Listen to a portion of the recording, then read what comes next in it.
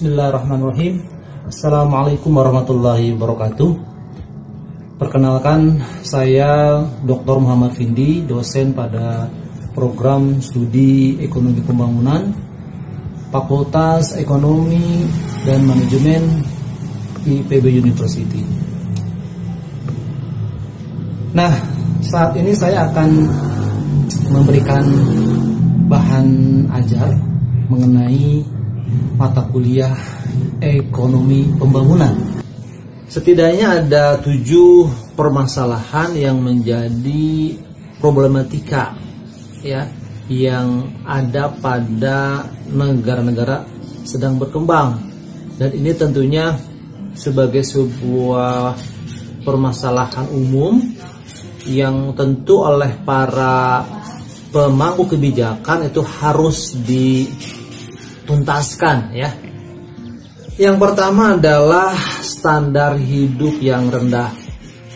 Di sini kita bisa mengartikan rendahnya pada aspek kesehatan ya, pada aspek mutu hidup, aspek pendidikan yang rendah gitu ya. Sehingga memang memunculkan ketidakberdayaan sumber daya manusia itu sendiri, yang akhirnya itu memunculkan tingkat pendapatan yang rendah dan negara menjadi tidak produktif ya. Ini kadang kita akan berpikir dari mana memulainya gitu ya. Apa yang menjadikan pangkal dari segalanya? Pangkal dari mutu hidup yang buruk satu aja, diantaranya adalah tingkat pendidikan dan mutu kesehatan yang buruk ya. Nah, yang kedua, ini sambungan dari yang pertama tadi ya, adalah tingkat produktivitas yang rendah, semacam sebuah lingkaran setan ya. Jadi ketika sebuah masyarakat negara atau sebuah masyarakat bangsa itu memiliki tingkat mutu pendidikan dan kesehatan rendah, maka otomatis akan menghasilkan sebuah masyarakat dengan produktivitas yang rendah pula, tidak mampu bersaing ya. Dan ini tentu harus segera dituntaskan oleh para pemangku kebijakan di negara tersebut ya. Tidak produktif itu juga akan nanti memunculkan sebuah poin yang berikutnya, atau apa? Tingkat angka pengangguran yang tinggi, teman-teman ya. Nah, ini problem ya, kita lagi bicara tentang problem ya, juga termasuk karakteristik sebuah negara sedang berkembang ya. Dari awalan tadi mutu hidup yang buruk ya, kemudian memunculkan sebuah produktivitas yang rendah, akhirnya akan memunculkan sebuah angka pengangguran yang tinggi atau yang banyak gitu ya. Nah, di sisi lain ya, di sisi lain poin yang keempat, ciri-ciri dari sebuah negara sedang berkembang ya, itu adalah tingkat populasi yang banyak. Tetapi tadi saja sama ya, populasi yang banyak di tengah mutu hidup yang buruk, yang dicirikan dengan tingkat pendidikan dan kesehatan yang buruk. Nah, ini masalah 4 problem ya. Standar mutu hidup yang buruk, kemudian bicara mengenai tingkat produktivitas yang rendah ya, pengangguran yang tinggi ya, atau angka pengangguran yang banyak gitu ya. Kemudian tadi di sisi lain dia memiliki populasi yang banyak tapi tidak bermutu ya, tidak mampu bersaing dengan ciri ketergantungan yang sangat besar kepada masyarakat yang lain. Kemudian poin yang kelima ya, bicara karakteristik dan juga sekaligus juga problematika negara-negara berkembang adalah tingkat ketergantungan pendapatan yang besar pada sektor pertanian primer. Ini berarti tidak ada pengolahan, proses pengolahan output primer menjadi sekunder atau tersier. Ya, negara itu hanya menghasilkan produk-produk primer pangan murni tanpa ada pengolahan dalam sebuah kegiatan industrialisasi. Nah, ini yang menjadikan permasalahan, karena ditenggarai oleh permasalahan rendahnya adopsi IPTEK, ilmu pengetahuan dan teknologi ya, dan serta investasi barang-barang modal yang akan mengolah dalam sebuah kegiatan industri barang dan jasa.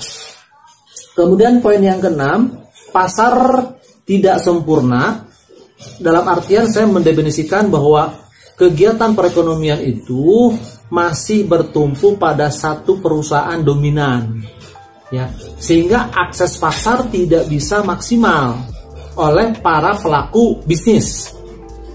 Nah, ini berarti tidak terjadi pemerataan tingkat produksi, ya, masih bertumpu pada satu perusahaan-perusahaan dominan tertentu atau kelompok dominan tertentu, ya.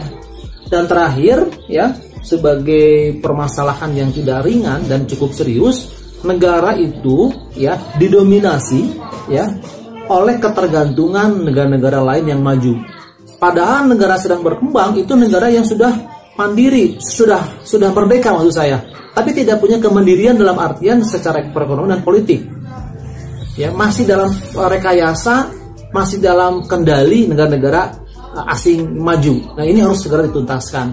Nah, solusi terakhir, ya, jadi karena permasalahan awal itu mutu hidup yang buruk, karena gizi yang buruk, kesehatan yang buruk, dan tingkat pendidikan yang buruk, maka 3 aspek utama itu harus segera dituntaskan. Pendidikan tingkat dasar, menengah, dan tinggi itu menjadi prioritas pemerintahan, ya.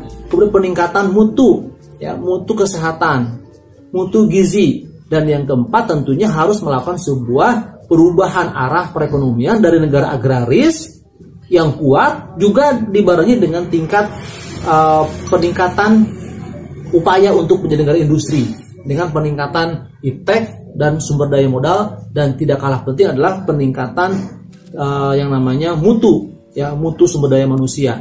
Demikian saja, semoga bermanfaat. Billahi taufiq wal hidayah. Wassalamualaikum warahmatullahi wabarakatuh. Baik. Kemudian bahwa untuk mengukur atau kategori, ya, kategori negara-negara pada dunia saat ini, setidaknya ada 4 pengelompokan, ya, ada 4 pengelompokan. Yang pertama itu negara dengan pendapatan masyarakat yang rendah, ya, itu dengan pendapatan nasional per kapitanya di bawah dari 765 dolar, ya.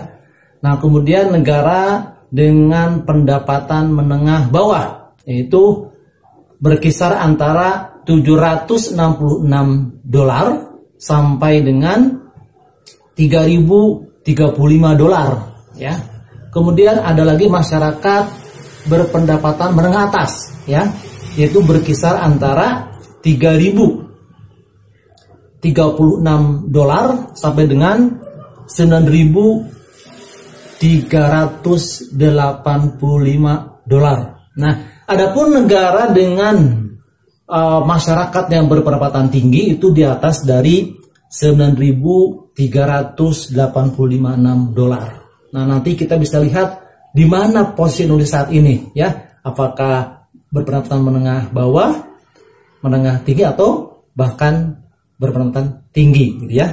Nah, kemudian yang berikutnya secara katakanlah, ya, secara sejarah, ya, sejarah bagaimana negara-negara berkembang itu hadir. Rata-rata negara-negara berkembang atau dunia ketiga itu adalah negara-negara ex jajahan Eropa Barat, ya.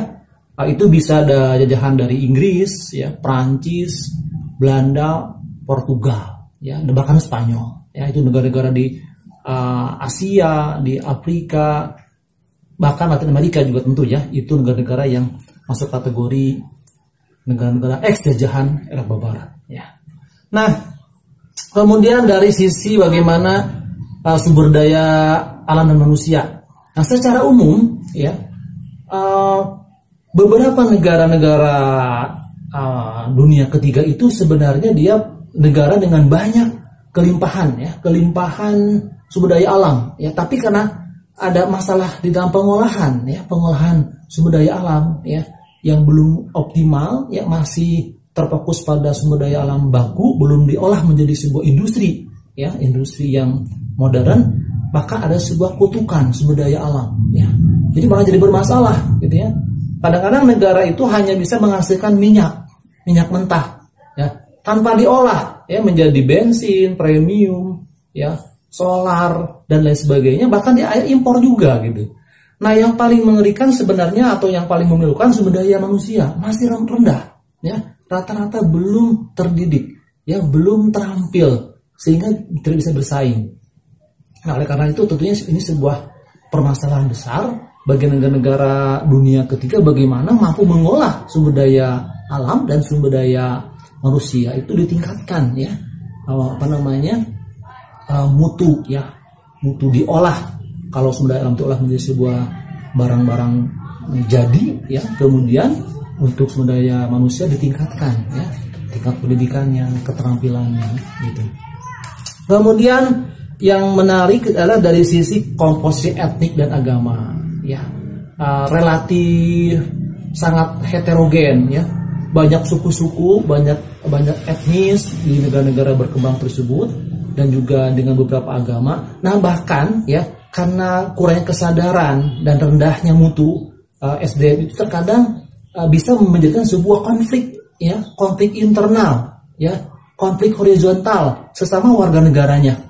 Ya, konflik antar suku di beberapa negara kita mendengar, ya, konflik antar agama, ya, itu sebagai sebuah bentuk tidak mampunya, ya, mengendalikan diri tentang pentingnya sebuah kebersamaan dan menghargai keragaman. Nah, ini menjadi sebuah masalah di negara sedang berkembang.